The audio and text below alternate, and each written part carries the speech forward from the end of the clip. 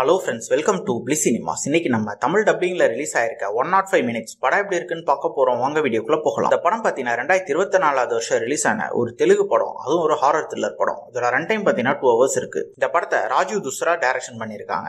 இதுல அன்ஷிகா மோத்வானி நடிச்சிருக்காங்க. அவங்க மட்டும் தான் நடிச்சிருக்காங்க, ஏன்னா படம் ஃபுல்லாவே அவங்க மட்டும் தான் இருப்பாங்க. இப்போ இந்த படம் எப்படி இருக்கு, பார்க்கலாமா வேணாமா, யாரெல்லாம் பார்க்கலாம் அப்படின்றத இந்த வீடியோல தெளிவா பார்க்கலாம். இப்போ இந்த படத்தோட கதையை பத்தி பார்க்கலாம். படத்தோட ஆரம்பத்திலே பாத்தீங்கன்னா மழை பெய்யுது. நம்ம ஹீரோயின் அதுல கார் ஓட்டிட்டு வராங்க. காரை கொண்டு போய் பெட்ரோல் போட்டுக்கிட்டு நேரா வீட்டுக்கு போயிடுறாங்க. போன அப்புறம் பாத்தீங்கன்னா வீட்டுல ஒரு சில அமானுஷ்ய விஷயம் நடக்க ஆரம்பிக்குது. யாரோ ஒருத்தர் இவங்க கிட்ட பேசுறாங்க. அதுக்கு இவங்க ரியாக்டும் பண்ணிக்கிட்டு இருக்காங்க. யார் அந்த நபர், அந்த வீட்டுல அப்படி என்னதான் நடக்குது, கடைசியில என்னதான் ஆச்சு அப்படின்றது தான் இந்த படத்தோட முழு கதையே. இப்ப இந்த படத்தோட பாசிட்டிவ் நெகட்டிவ் பத்தி பார்க்கலாம். இந்த படத்தோட மிகப்பெரிய பாசிட்டிவ் பாத்தீங்கன்னா பெர்ஃபார்மன்ஸ் சொல்லலாம். ஏன்னா படத்திலேயே நம்ம ஹீரோயின் மட்டும் தான் நடிச்சிருக்காங்க. படம் ஃபுல்லாவே அவங்க மட்டும் தான் ஸ்கிரீன்ல இருக்காங்க.